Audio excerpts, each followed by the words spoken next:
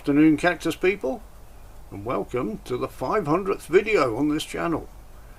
Today, I thought, being a special one, we can have a look at my 10 favourite cacti. But then I had a look around, and I couldn't choose 10 favourites, so we're now going to have a look at my 5 favourite cacti, which might not be what you'd expect.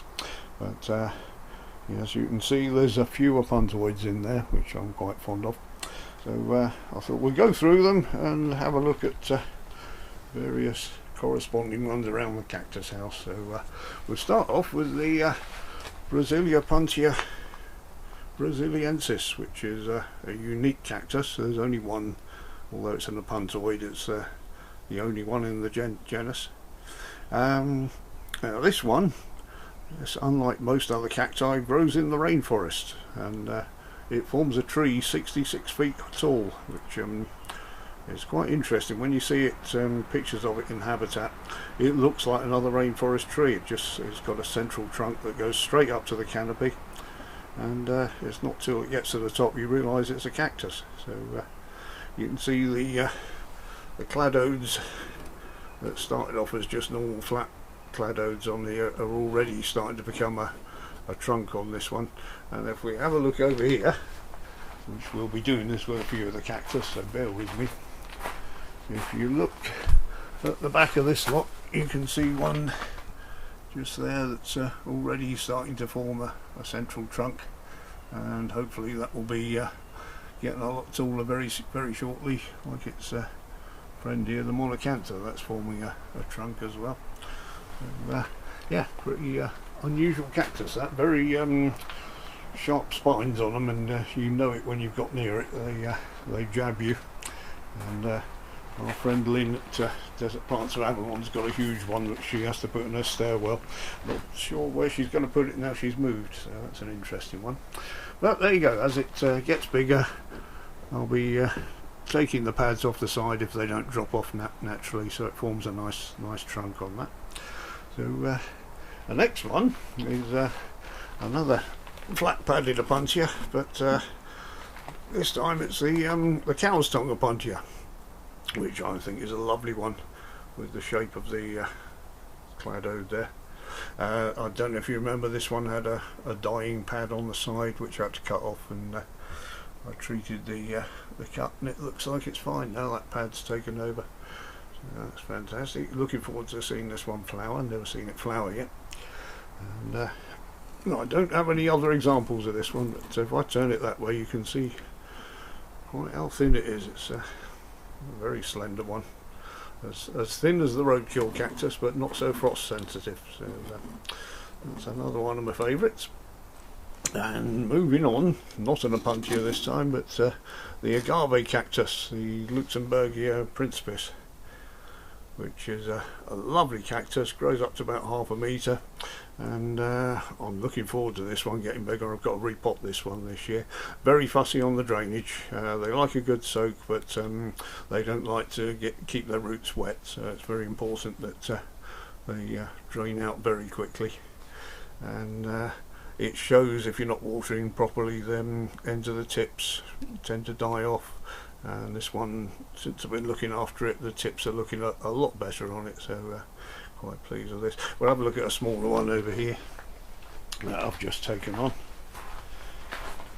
In fact, I've got a couple,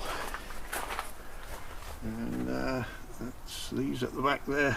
I say I've just got this one last year, and you can see they're already benefiting from having a good looking after. So you've got to take care when you water those ones.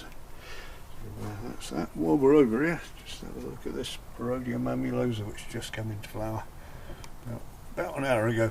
So that's lovely, isn't it? So, anyway, back to the cactus. My fourth one, and that to be a Austrocylindropuntia vestita. These are the ones that thrash about for no apparent reason, and I absolutely love these. Before I got hold of one, I saw a picture of one in a magazine or somewhere, and I thought I've got to have that one, and I was very pleased when I did finally get hold of some a few years ago. and started propagating from them. And over here I've got a small forest of them, and I've had the time-lapse camera on these for over a week now, so it's hoping that they it's caught them thrashing about a little bit. They've not moved as much as I'd hoped, but there's definitely some movement going on there, so be interesting to see how much they move now the weather's warmed up a bit. But, we're really not sure why they move yet, so it'll be an interesting one. I did notice that the middle one there, Clive has actually uprooted himself while he's thrashing about, so silly bugger. Right, anyway, now it was a toss-up with the last one. I did choose this one, but I nearly chose one of the Tephra over there. You can see I've got quite a few Tephra, and it was too difficult because they're all my favourite there, so unless I got them all out and brought them over here, that wasn't going to happen. So instead I chose Opuntia quimilo, which doesn't look much, and I got this one out of the shop just to show what the first pad I got looked like. It was very much like this one, just a single pad, and to be honest, when I got it I didn't much like it. I didn't think it looked very cactus like, and wasn't sure quite what to make of it, but I stuck that same pad in the bed several years ago, and we'll go and have a look at that pad now.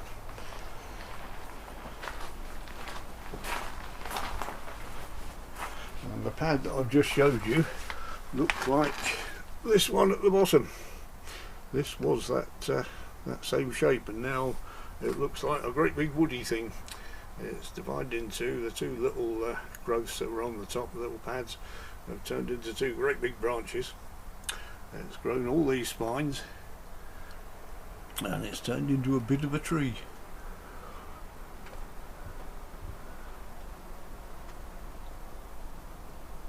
There you go. Now the reason I like this is a strange one, but it exudes nectar all summer, and the ants love it. And it's oh, there's an ant here, just going up and down. If I can get the camera in the right place, and yeah, he's going up the stick now. But they love the nectar it exudes, and they're up and down harvesting it. Which is good because it keeps the cactus clean. Otherwise they go a bit sooty. They get the mould on them, and excuse me, can look a bit unsightly. There's one in the cactus tunnel I noticed earlier has got sooty mould where the ants didn't take the nectar off. So that's one. It's never flowered. I've never seen it flower. I think it's got a red flower if it was to flower. But hopefully it might flower this year. It's now bigger than me. I've just put my head up against it, and yeah, that's my height, and it's now taller than the zig. So there you go. They don't look like this if you keep them in pots. You have to get them in a very big pot or into a bed. And I've got one outside that survived last winter, but it wasn't a really bad winter last winter, so we're yet to see how hardy it is. But there you go. That was 5 of my favourite cactus, and hope you didn't find that too boring. And I'd just like to say thank you to everyone for supporting the channel, and for leaving comments and likes, and just generally being there, because it all helps. And one day we might actually get to 4,000 watch hours. You never know. It's taken quite a few years so far. But thanks for being there, everyone. I'll see you in the next video.